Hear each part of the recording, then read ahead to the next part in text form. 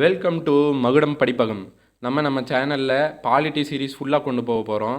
பாலிட்டியில் first லைன்லேயே இருக்கும் சிலபஸில் அரசியலமைப்பின் உருவாக்கம், கான்ஸ்டியூஷன் ஆஃப் இந்தியான்னு சொல்லி இருக்கும். அதை பேஸ் பண்ணி நம்ம இது ஃபுல்லாக கவர் பண்ண போகிறோம்.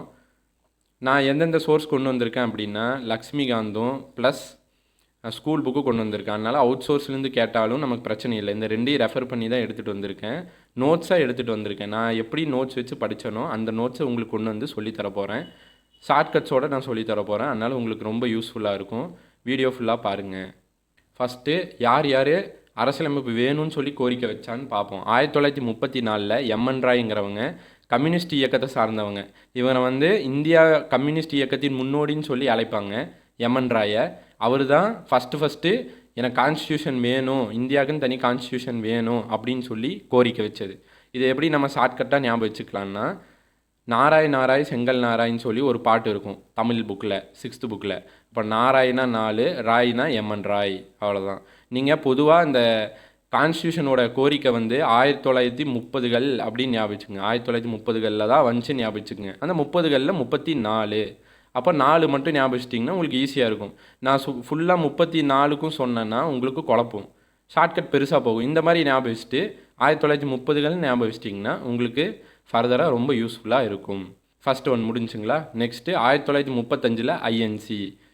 அதாவது 1935 ஐஎன்சி கோரிக்கை வைக்கிறாங்க. எங்களுக்கு கான்ஸ்டியூஷன் புக் எழுதுறதுக்கு ஒரு கான்ஸ்டியூஷன் அசம்பிளி வேணும் அப்படின்னு சொல்லி கோரிக்கை வைக்கிறாங்க. இதை எப்படி ஞாபகம் வச்சுக்கலாங்கன்னா, இப்போ வரைக்கும் அஞ்சாமல் இருக்கிற கட்சி, அஞ்சாமல் இருக்கிற கட்சி என்னென்னா, அஞ்சாமனா 5, அஞ்சாமல் இருக்கிற கட்சி என்னென்னா ஐஎன்சி. ஐஎன்சினா இந்தியன் நேஷனல் காங்கிரஸ். இதெல்லாம் வெறும் ஷார்ட்கட்காக தாங்க, ஷார்ட்கட்டாக பாருங்கள். அஞ்சாமல் இருக்கிற கட்சி ஐஎன்சி, அஞ்சாமனா 5 ஐஎன்சி. ஓகே, இது முடிஞ்சு. அப்போ ஃபஸ்ட்டு ஒன் என்னங்க, 1934 எம்என் ராய், நாராய் நாராய் செங்கல் நாராய், நாராய் நாராய் செங்கல் நாராய். 1935 இப்போ வரைக்கும் அஞ்சாமல் இருக்கிற கட்சி ஐஎன்சி. இவங்க 2 பேர் தான் ஃபஸ்ட்டு கேட்குறாங்க, கான்ஸ்டியூஷன் புக் எழுதுறதுக்கு ஒரு கான்ஸ்டியூஷன் அசம்பிளி அமைச்சு கொடுங்க அப்படின்னு பிரிட்டிஷ்கிட்ட கேட்குறாங்க. அடுத்து 1938 நேரு அவர்கள் கேட்குறாங்க, அடல் ஃப்ரான்ச்சைசி அப்படின்னு சொல்லி கேட்குறாங்க. அடல் ஃப்ரான்ச்சைசி அப்படின்னா, இந்த கான்ஸ்டியூஷன் புக் எழுதுறதுக்கு ஒரு கான்ஸ்டியூஷன் அசம்பிளி எனக்கு வேணும், ஆனால் அந்த கான்ஸ்டியூஷன் அசம்பிளி இல்லை இருக்கிற நபர்கள் எப்படி தேர்ந்தெடுக்கப்பட்டவங்களாக இருக்கணும் அப்படின்னா, ஓட்டு போட்டு தேர்ந்தெடுக்கப்பட்டவங்களாக இருக்கணும் அப்படின்னு சொல்லி சொல்கிறாங்க. இப்போ நம்ம 18 வயசு ஆனால் ஓட்டு போடுறோம் இல்லைங்களா, அந்த மாதிரி வயது வந்த ஒரு வாக்குரிமை அடிப்படையில் ஓட்டு போட்டு தேர்ந்தெடுத்தவங்களாக இருக்கணும்னு சொல்லி நேரு அவர்கள் சொல்கிறாங்க. இதே தான் 1939 இவர் சொன்ன இந்த கோரிக்கையே வச்சு 1939 இந்திய தேசிய இயக்கம் ஒரு தீர்மானத்தை நிறைவேற்றுதுங்க. இப்போது இந்த 1938 நேரு அப்படிங்கிறத எப்படி ஞாபகம் வச்சுக்கலாம் அப்படின்னா, 8 வழிச்சாலை கவர்மெண்ட் எதுக்குங்க 8 வழிச்சாலை போடுது? 8 வழிச்சாலை இருந்தால் நேராக இருக்கும். நேராக அப்படின்னா நேரு. 8 வழிச்சாலை எப்படி இருக்கும்னா நேராக இருக்கும். அப்போ நேரு 1938 ஜவஹர்லால் நேரு. 8 வழிச்சாலைனா 1938 நேராக அப்படின்னா நேரு. 8 வழிச்சாலை நேராக இருக்கும். இதுதாங்க இதுக்கு ஷார்ட்கட். நான் இதுக்கும் ஷார்ட்கட் போடலைங்க. எனக்கு எதுக்கெல்லாம் ஷார்ட்கட் தெரியுதோ அது நான் உங்களுக்கு சொல்கிறேன், யூஸ் பண்ணிக்கோங்க. அடுத்து நெக்ஸ்ட்டு 1940 ஆகஸ்ட் ஆஃபர், அதாவது ஆகஸ்ட் அறிக்கை அப்படின்னு சொல்லி. ஆகஸ்ட் அறிக்கைனால இங்கேயே ஆகஸ்ட்டுன்னு வந்துடுது, இங்கேயே ஆகஸ்ட் வந்து, அதனால் நமக்கு மந்த்து பிரச்சனை இல்லை. இப்போது இயர் எப்படி ஞாபகம் வச்சுக்கலாம்? ஆகஸ்ட் அறிக்கைன்னு சொல்லி பிரிட்டிஷ் கொடுக்குது. இத்தனை பேர் கோரிக்கை வைக்கிறாங்க இல்லையா, அதுக்கு பிரிட்டிஷ் என்ன சொல்லுவதுன்னா ஆகஸ்ட் ஆஃபர்னு சொல்லி கொண்டு வருது. அப்போ கவர்னர் ஜெனரலாக இருந்தவங்க யாருன்னா லின்லித்கோ. இப்போ 1940, இந்த 40 பாருங்கள், இந்த 40 நம்ம இப்படி போட்டால் ஏ மாதிரியே இருக்கும். பக்கத்தில் 0 இருக்குங்களா? 40 4 நான் இப்படி போட்டுட்டேன், ஏ மாதிரி மாற்றிட்டேன். இந்த 0வை ஓ மாதிரி போட்டுட்டேன். அப்போது ஏஓன்னு இருக்குது பாருங்கள், ஆகஸ்ட் ஆஃபர் ஏஓ. அவ்வளோதான் முடிஞ்சுங்க. இந்த 40 ஏ மாதிரி போட்டு பாருங்கள், போட்டால் ஏ மாதிரி வரும். அப்போது ஏஓ. அப்போ ஆகஸ்ட் ஆஃபர் யார் கொண்டு வந்தாங்கன்னா லின்லித்கோ. இவர் என்ன சொல்கிறாங்க அப்படின்னா, இவர் என்ன சொல்ல வராரு அப்படின்னா, இந்தியாவுக்கு டொமினியன் ஸ்டேட்டஸ் பரிந்துரைக்கப்படும் அப்படின்னு சொல்லி சொல்கிறாரு. அதாவது டொமினியன் ஸ்டேட்டஸ் அப்படின்னா, பிரிட்டிஷ் பிரிட்டிஷ் அங்கே போயிடுவாங்க. பிரிட்டிஷ் அங்கே போய் சட்டம்லாம் போடுவாங்க, நம்ம இங்கேருந்து அந்த சட்டத்தை நிறைவேற்றி பார்த்துக்கிற மாதிரி. அதாவது இந்தியாவில் இந்தியர்கள் இருக்காங்க. பிரிட்டிஷ் இங்கேருந்து ஆட்சி செய்கிறதுக்கு பதிலாக அங்கே போயிடுவாங்க. பிரிட்டிஷ் இந்தியாவை விட்டு பிரிட்டிஷ்கே போயிட்டு அங்கேருந்து அவங்க சட்டத்தை போடுவாங்க, அதை நாங்கள் இம்ப்ளிமெண்ட் பண்ணுற மாதிரி இருக்கும். அதுதான் டொமினியன் ஸ்டேட்டஸ்னு சொல்லுவாங்க. அதை பற்றி பெருசாக நம்ம தெரிஞ்சுக்க வேணாம், டொமினியன் ஸ்டேட்டஸ்ன்னு மட்டும் ஞாபகிச்சுங்க. இவர் என்ன கோரிக்கை சொன்னார்னா, இந்த மாதிரி டொமினியன் ஸ்டேட்டஸு நாங்கள் பரிந்துரைக்கிறோன்னு தான் சொன்னாங்க, எதுவுமே சொல்லலை. இது August 8. Next 1942 March 22 1942 March 22 Cripps தூதுக்குழு வராங்க. அதாவது இதில் பிரிட்டிஷ் அனுப்புறது, இது வந்து நம்ம கோரிக்கை வச்சது. இது வந்து இந்த 2 கமிஷன் அமைச்சது பிரிட்டிஷு. இதுக்கு எதிர்வினையாக இவங்க அனுப்புகிறாங்க. இதை பிரிட்டிஷ் என்ன சொல்கிறாங்க அப்படின்னா, கிரிப்ஸ் தூதுக்குழு 1942 மார்ச் 22 வந்து என்ன சொல்கிறாங்கன்னா, நாங்கள் 2வது உலகப் போருக்கு அப்புறம் நாங்கள் கான்ஸ்டியூஷனை வந்து வரையறுக்கப்படும் அப்படின்னு சொல்கிறாங்க. 2வது உலகப் போர் வந்து 1939 1945 வரைக்கும் 2ஆம் உலகப் போர் நடக்குங்க. இந்த 2ஆம் உலகப் போர் முடிஞ்சு நாங்கள் வந்து கான்ஸ்டியூஷனுக்கான இதை நாங்கள் பண்ணுறோம், வரையறுக்கப்படும் சொல்கிறாங்க. இதை வந்து முஸ்லீம் லீக் வந்து ரிஜெக்ட் பண்ணுறாங்க. ஏன்னா அவங்க இருநாடு கொள்கையில் இருந்தாங்க. இது தமிழ் மீடியம் ஸ்டூடெண்ட் எழுதிக்குங்க, இருநாடு கொள்கையில் இருந்தாங்க. முஸ்லீம் லீக் வந்து எங்களுக்கு வந்து இது வேணாம், எங்களுக்கு தனி நாடு தான் வேணுங்கிறனால அவங்க எதுவுமே சப்போர்ட் பண்ணலை. சரி, இதை பற்றி 2 பேர் கூற்று சொல்லியிருக்காங்க, அதை நம்ம பார்ப்போம். காந்தி ஒரு கூற்று சொல்லியிருக்காங்க, நேரு ஒரு கூற்று சொல்லியிருக்காங்க.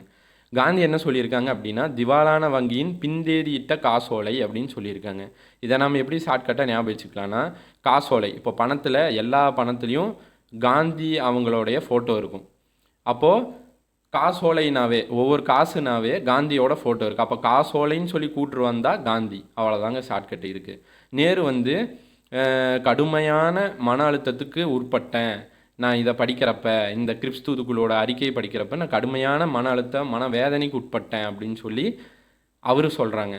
இவத ஷார்ட்கட்டாக எப்படி ஞாபகம் வச்சுக்கன்னா, மன அழுத்தம் அந்த மாதிரி வந்தாவே நேரு தான். ஃபுல்லாக ஞாபகம் வச்சுக்க தேவையில்லை, இந்த மாதிரி சின்ன ஹிண்ட்டாக ஞாபகம் வச்சுட்டாவே நமக்கு ரொம்ப யூஸ்ஃபுல்லாக இருக்குங்க. நெக்ஸ்ட்டு பார்ப்போம். அடுத்து கடைசியாக யார் வந்து அமைக்கலாம், இது பண்ணுவோம் நான் கான்ஸ்டியூஷன், உங்களுக்கு கான்ஸ்டியூஷன் அசம்பிளி அமைச்சு தரேன், கான்ஸ்டியூஷன் புக்கு எழுதுறதுக்கு அப்படின்னு சொல்லி கடைசியாக யார் ஒப்புக்கொண்டாங்க அப்படின்னா, கேபினெட் மிஷன், அதாவது கேபினெட் தூதுக்குழு, இவங்க தான் வராங்க. அந்த கேபினெட் தூதுக்குழு வரப்போ பிரிட்டிஷ் அனுப்பிச்சி விட்றாங்க. யார் இங்கே கவர்னராக இருந்தாங்கன்னா, வேவல் பிரபு. ஞாபகம் வச்சுக்கோங்க, இந்த மாதிரி கூட கொஷின்ஸ் கேட்குறாங்க. யார் அந்த டைமில் கவர்னராக இருந்தாங்கன்னு கேட்பாங்க. இதில் மொத்தம் 3 மெம்பர்ஸ் வராங்க. பெத்தி Clarence, Stafford grips, AV Alexander. பெத்தி Clarence, Stafford grips, AV Alexander. ஓகேங்களா? இதில் யார் வந்து ஹெட்டாக இருந்தாங்க அப்படின்னா பெத்தி கிளாரன்ஸ். அடுத்து வந்து ஸ்டாஃபோர்ட் கிரிப்ஸும் ஏவி அலெக்சாண்டரும் மெம்பர்ஸாக வந்தாங்க. ஓகேங்களா? இது ஹெட்டாக வந்தாங்க பெத்தி கிளாரன்ஸ்னு சொல்லி பிவைக்குள்ளே கேட்டிருக்காங்க. இப்போது இந்த ஹெட்டு பெத்தி கிளாரன்ஸ் தான் எப்படின்னு சொல்லி ஞாபகம் வச்சுக்கலாம். அதுக்கு நான் ஒரு ஐடியா சொல்கிறேன். Head Pethick Lawrence. இப்போ ஹெட்டாக இருக்கவங்களாம் பீத்திப்பாங்க, ரொம்ப பீத்திப்பாங்க. ஹெட்டாக இருக்கவங்களாம் ரொம்ப பீத்திப்பாங்க. அப்போது ஹெட்டுனா பெத்தி கிளாரன்ஸ். ஓகேங்களா? இந்த 3 ஞாபகம் வச்சுக்கோங்க. டேட் ஞாபகம் வச்சுக்கோங்க, மார்ச் 24 1946. இந்த 1946 எப்படி ஞாபகம் வச்சுக்கலாம் அப்படின்னா, நான் யாருன்னு தெரியுமா? நான் யார்? கேபினெட் அமைச்சர். இப்போது அமைச்சர்கள்லேயே யாருக்கு ரொம்ப பவராக இருக்குங்க? கேபினெட் அமைச்சருக்கு தான் ரொம்ப பவராக இருக்கும். இருக்கிறதுலே யாருக்கு அதிக பவர் இருக்குன்னா, பிரதமர் கீழே இருக்கிற அந்த கேபினெட்டுக்கு தான் அதிக பவர் இருக்கும். அப்போ அவங்க எப்படி தில்லா சொல்லுவாங்க, நான் யார் தெரியுமா? கேபினெட்ரா அப்படிம்பாங்க. அப்போ நான் யாருன்னா, நானா 4, யாருன்னா 6, நான் யார்? கேபினெட். அப்போ 46னா கேபினெட், 1946னா கேபினெட்.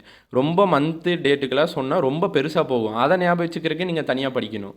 ஷார்ட்கட் வந்து நம்ம ஈஸியாக ஞாபகம் வச்சுக்கிறதுக்கு தான். ஆனால் நான் டேட் மந்த்துக்கெல்லாம் சொன்னேன் அப்படின்னா உங்களுக்கு ரொம்ப இதாக போகும். ஃபஸ்ட்டு இதை ஞாபகம் வச்சுக்கோங்க, அப்புறம் இது படிக்கிறப்போ ஈஸியாக வந்துடும். ஓகேங்களா?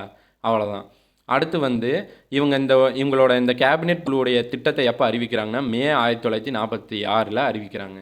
இந்த கேபினெட் குழுவோடைய எய்ம் என்ன, இந்த மாதிரியெல்லாம் கூற்றில் கேட்குறாங்க. இவங்களோட கேபினெட்டு குழுவோடைய முக்கியமான குறிக்கோள்கள் என்னென்னு சொல்லியெல்லாம் இப்போ கேட்குறாங்க. ஓகேங்களா? இதை பார்ப்போம். இதை கூற்றில் கொடுத்துட்டு எது தப்பு, எது கரெக்டு, எது தப்புன்னு சொல்லி கேட்பாங்க. ஓகே, பார்ப்போம். இந்தியா வந்து சுதந்திரம் தர பரிசளிப்பது, அதாவது இந்தியாவுக்கு வந்து இண்டிபெண்டன்ஸ் தர பரிசளிக்கிறது. அதாவது அதுக்கப்புறம் என்னென்னா இடைக்கால அரசு அமைக்கிறது. அதுக்கப்புறம் வந்து கான்ஸ்டியூஷன் புக்கை எழுதுறதுக்கு ஒரு அரசியலமைப்பு நிர்ணய சபையை உருவாக்குறது. ஒரு புக்கை எழுதணும் அப்படின்னா, இப்போ ஒரு இந்தியா நாட்டுக்கு ஒரு கான்ஸ்டியூஷன் எழுதணும் அப்படின்னா அதுக்கு எல்லாம் சேர்ந்து ஒரு குழுவாக்கு வந்து தான் எழுதுவாங்க. அப்போ அதுக்கு ஒரு அசம்பிளி தேவை, அது நாங்கள் உருவாக்கி தரோம் அப்படிங்கிற மாதிரி இந்த 3 சொல்லியிருப்பாங்க. இது மெயினாக பார்த்துக்குங்க, இம்பார்ட்டன்ட், கூற்றில் கேட்பாங்க. ஓகே, நெக்ஸ்ட்டு போவோம். அடுத்து ஜூலை 1946 இந்த கேபினெட் குழு வந்து எலெக்ஷன் நடத்துகிறாங்க. இப்போ இந்த கான்ஸ்டியூஷன் அசம்பிளியில் கான்ஸ்டியூஷன் எழுதுறதுக்கு ஆட்களை தேர்ந்தெடுக்கணும், அதுக்கு எலெக்ஷன் நடத்தணும். அப்போது எலெக்ஷன் வந்து ஜூலை 1946 எலெக்ஷன் நடத்துகிறாங்க. நவம்பர் 1946 இந்த நிர்ணய சபையை அமைச்சிட்றாங்க. இவங்க எப்போ வராங்க, கேபினெட் மிஷன் பற்றி நான் ஓவராலாக சொல்கிறேன் பாருங்கள்.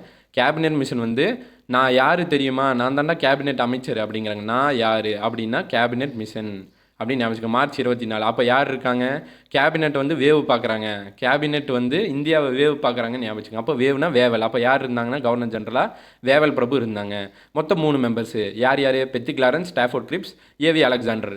பெத்திக்னா ஹெட்டாக இருக்கிறவங்க எப்போவுமே பீத்திப்பாங்க. அப்போது Pethick Lawrence, Stafford grips, AV Alexander முடிஞ்சு இந்த 3. அப்போது இவங்க பிளானை எப்போ அறிவிக்கிறாங்க, மே 1946. எலெக்ஷன் எப்போ வைக்கிறாங்க, ஜூலை 1946. எப்போ ஃபார்ம் பண்ணுறாங்க, நவம்பர் 1946. அவ்வளோதாங்க, முடிஞ்சு, சிம்பிளாக முடிஞ்சு. நெக்ஸ்ட்டு பார்ப்போம். இப்போ உறுப்பினர்களை தேர்ந்தெடுக்கணுங்க. கான்ஸ்டியூஷன் புக்கு எழுதணும். அதுக்கு வந்து நாங்கள் கான்ஸ்டியூஷன் புக் எழுதுறதுக்கு ஒரு அசம்பிளி நாங்கள் தேர்ந்தெடுத்து தரோன்னு சொல்லி அவங்க சொல்லிட்டாங்க. இப்போ உறுப்பினர்களை தேர்ந்தெடுக்கணும். எப்படி உறுப்பினர்களை தேர்ந்தெடுக்கிறது அப்படிங்கிற இந்த க்ரைட்டீரியாவில் அவங்க தான் சொல்கிறாங்க. மொத்தம் 389 பேருங்க. அதாவது அப்போது எவ்வளோ பாப்புலேஷன் இருந்துச்சுன்னா 38 கோடியே 90 லட்சம் பாப்புலேஷன் இருந்துச்சு. அப்போது 10 லட்சத்துக்கு ஒருத்தருன்னு சொல்லி கணக்கு வச்சு பாப்புலேஷன் அடிப்படையில், மக்கள் தொகை அடிப்படையில் தான் உறுப்பினர்களை தேர்ந்தெடுக்கிறாங்க. இந்த பிளான் மொத்தமாக போட்டு கொடுத்தது யாருன்னா கேபினெட் குழு தான். மொத்தம் 389 பேர். இதில் 2ஆக பிரிச்சிடுறாங்க. முதல் வந்து மாகாணங்கள். பிரிட்டிஷ் இந்தியாவில் எப்படி இருந்துச்சுன்னா மாகாணங்கள்னு சொல்லி இருந்துச்சு, சுதேச அரசர்கள்னு சொல்லி இருந்துச்சு. ஆங்காங்கே வந்து சின்ன சின்ன அரசர்கள் ஆண்டுட்டு இருந்தாங்க. அது சுதேச அரசர்கள்னு சொல்லுவாங்க. அப்புறம் பிரிட்டிஷ் கையில் டைரெக்டாக சில மாகாணங்கள் இருந்துச்சு, ஸ்டேட்ஸ். அது வந்து பிரிட்டிஷ் மாகாண பகுதிகள்னு சொல்கிறாங்க. 2ஆக பிரிச்சிட்டாங்க. ஓகேங்களா. இதில் பிரிட்டிஷோட 11 மாகாண பகுதியிலிருந்து 292 பேரை செலக்ட் பண்ணுறாங்க. அப்புறம் சீஃப் கமிஷனர் ப்ராவின்சஸ், இந்த 3 தலைமை ஆணையர் கீழே ஒரு 3 பேர்த்த செலக்ட் பண்ணுறாங்க. தலைமை ஆணையர் கீழே இருக்கிற பகுதியிலேருந்து 3 பேர். அதாவது இப்போ வந்து நம்ம வந்து யூனியன் டெரிட்டரின்னு சொல்கிறோங்க இல்லைங்களா, அந்த மாதிரி. அப்போது வந்து தலைமை ஆணையர் பகுதிகள்னு சொல்லுவாங்க. இப்போ வந்து யூனியன் டெரிட்டரிங்கிறோம். இப்போ பாண்டிச்சேரியை நம்ம என்னன்னு சொல்லுவோம், யூனியன் டெரிட்டரின்னு சொல்லுவோம். அந்த மாதிரி அப்போ வந்து சீஃப் கமிஷனர் ப்ராவின்ஸ்னு சொல்லுவாங்க. தலைமை ஆணையர் கீழே ஒரு 3 பேர்த்த செலக்ட் பண்ணுறாங்க. அப்புறம் பலுச்சிஸ்தான் சார்பில் ஒருத்தரை செலக்ட் பண்ணுறாங்க. இந்த 296 பேர் தனி. அப்புறம் சுதேச அரசர்களில் 93 பேரை செலக்ட் பண்ணுறாங்க. இப்போது இவங்களுக்கு எலெக்ஷன் தாங்க 2 பேர்த்துக்கு 2 விதமாக நடக்குங்க. இப்போ எலெக்ஷன் எப்படின்னா, மாகாணத்தில் ஏற்கனவே எம்எல்ஏஸ் இருப்பாங்க. இந்த எம்எல்ஏஸ் வந்து தேர்ந்தெடுத்து அங்கே அனுப்புவாங்க. அதாவது நம்ம வந்து பீப்புள் வந்து ஓட்டு போட்டு எம்எல்ஏவை தேர்ந்தெடுத்துருப்போம். இந்த எம்எல்ஏ வந்து ஓட்டு போட்டு எம்எல்ஏ சில நபர்களை தேர்ந்தெடுத்து ஓட்டு போட்டு அவங்க அங்கே அனுப்புவாங்க. இதுதான் மெத்தேடு. இதுக்கு பேர் வந்து என்னன்னு சொல்லுவாங்கன்னா மறைமுக தேர்தல் முறை, இன்டைரக்ட் எலெக்ஷன்பாங்க. மக்கள் டைரெக்டாக ஓட்டு போட்டாங்க. நம்ம மக்கள் வந்து நம்ம எம்எல்ஏக்கு ஓட்டு போட்டால் டைரக்ட் எலெக்ஷன் சொல்லுவாங்க. அதான் நேரடி தேர்தல் முறைம்பாங்க. அதே மக்கள் தேர்ந்தெடுத்து எம்எல்ஏ அமிச்சிட்டாங்க, அந்த எம்எல்ஏ சில பேர்த்த தேர்ந்தெடுத்து அமிச்சாங்க அப்படின்னா அது மறைமுக தேர்தல் முறை. அதாவது மக்கள் வந்து கலந்துக்கல அப்படின்னாவே அது மறைமுக தேர்தல் முறையாக தான் வரும். அப்படி புரிஞ்சுக்குங்க சிம்பிளாக. ஓகேங்களா. இவங்களுக்கு வந்து மாகாண பகுதிகளில் வந்து மறைமுக தேர்தல் முறை. அதே சுதேச அரசர்கள் வந்து நியமிக்கப்பட்ட உறுப்பினர்கள். நியமிக்கப்பட்டனா இந்த சுதேச அரசர்கள் வந்து யாரை காமிக்கிறாங்களோ அவங்க போகணும். ஒவ்வொருத்தர் வந்து இப்போ ஒரு சுதேச அரசர் வந்து நீ போப்பா அப்படின்னா அவங்க போயிடணும். இவங்களுக்கு தேர்தலெலாம் கிடையாது, அந்த அரசராக பார்த்து முடிவெடுக்கிறது தான். அதனால் இவங்களுக்கு வந்து நியமிக்கப்பட்ட உறுப்பினர்கள் அப்படின்னு சொல்லுவாங்க. 2ஆக பிரியுது. இது நல்லா ஞாபகம் வச்சுக்கோங்க. நெக்ஸ்ட்டு பார்ப்போங்களா.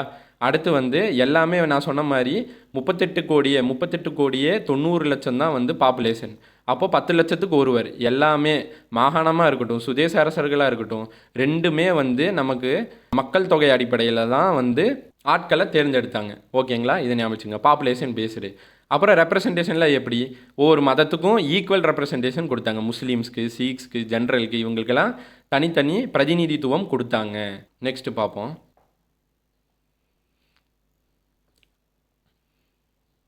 இது பார்த்துக்குங்க. இது தமிழ் மீடியம் ஸ்டூடெண்ட்ஸ் இங்கிலீஷ்லேயும் ஞாபகம் வச்சுக்கோங்க நல்லா. Partially indirectly elected and partially நான் இப்போ சொன்னேன் இல்லைங்களா. இப்போ வந்து இது டைரெக்டாக இந்த வேர்டை அப்படியே கேட்பாங்க டிஎன்பிஎஸ்சியில். நல்லா ஞாபகம் வச்சுக்கோங்க. மாகாணத்தில் எப்படி தேர்ந்தெடுத்தாங்க, மறைமுக தேர்தல் முறை, இன்டைரக்ட்லி எலெக்டட். அப்புறம் சுதேச அரசர்கள் பகுதியிலேருந்து எப்படி தேர்ந்தெடுக்கப்பட்டாங்க, நியமிக்கப்பட்ட உறுப்பினர்கள். அதைத்தான் நான் இங்கே இங்கிலீஷில் போட்டிருக்கேன். தமிழ் மீடியம் ஸ்டூடெண்ட் இங்கிலீஷில் பார்த்துங்க. அப்போ partially indirectly elected, partially nominated. பாதி மறைமுக தேர்தல் முறையிலும் பாதி நியமிக்கப்பட்ட உறுப்பினர்களும் கொண்ட அமைப்பு அப்படின்னு சொல்லி கொஸ்டின்னா டைரெக்டாக வரும் ஆன்சர். அதை பார்த்தா அடிச்சிருங்க. இது இங்கிலீஷில் பார்த்துங்க. இது வந்து பார்ஷியலி எலெக்டடுன்னு சொன்னாலும் ஒன்று தான், பார்ஷியலி இன்டைரக்ட்லி எலெக்டட்னு சொன்னாலும் ஒன்று தான். இது இல்லாமல் கொடுத்தாலும் கரெக்டு தான், இது வச்சு கொடுத்தாலும் இன்டைரக்ட்லி எலெக்டடும் கொடுத்தாலும் கரெக்டு தான். இது நல்லா ஞாபகம் வச்சுங்க. அப்படியே டிஎன்பிஎஸ்சி கேட்பாங்க, இங்கிலீஷில் ஞாபகம் வச்சுக்கோங்க.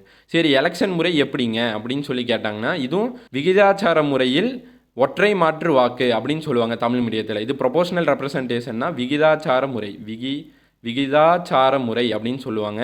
சிங்கிள் டிரான்ஸ்ஃபரபிள் ஓட்டுனா ஒற்றை மாற்று வாக்கு அப்படின்னு சொல்லுவாங்க. இந்த ரெண்டையும் ஞாபகம் வச்சுக்கோங்க. ஓகேங்களா? தமிழ் மீடியம் ஸ்டூடெண்ட் இங்கிலீஷ்லேயே ஞாபகம் வச்சுங்க. ஏன்னா இங்கிலீஷ் கீ தான் வந்து உங்களுக்கு ஃபைனல், இங்கிலீஷ் கீ தான் ஃபைனல். அதனால் இது இங்கிலீஷ்லேயே ஞாபகம் வச்சுங்க. இந்த வேர்டு அப்படியே வந்தால் பார்த்து அடிச்சிருங்க. தமிழ்லையும் சொல்லிட்டேன். ஓகேங்களா? நெக்ஸ்ட்டு பார்ப்போம்.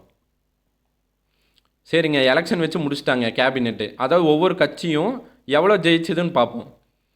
சீட்ஸ் எவ்வளோ வின் பண்ணுச்சு அப்படின்னா, காங்கிரஸ் வந்து 208 சீட் வின் பண்ணுச்சு, முஸ்லீம் லீக் வந்து 73 சீட் வின் பண்ணுச்சு, தனியாக சுயேட்சையாக நின்னவங்க 15 சீட் வின் பண்ணாங்க. இதுதான் சீட்ஸ் வின் பண்ணது. அவ்வளோதான். ஃபஸ்ட்டு வந்தாங்க, எலெக்ஷன் வச்சாங்க, எலெக்ஷனில் எத்தனை பேர் ஜெயிச்சிருக்காங்க, யார் யார் கோரிக்கை வச்சதுலேருந்து அது பிரிட்டிஷ் என்னென்ன ரிப்ளை கொடுத்தாங்க, பிரிட்டிஷ் யார் அமைச்சு இந்த பிளானில் அறிமுகப்படுத்திச்சு, அவங்க எப்படி எலெக்ஷன் வச்சாங்க, அதில் யார் ஜெயிச்சாங்க, இது வரைக்கும் நம்ம பார்த்தாச்சுங்க.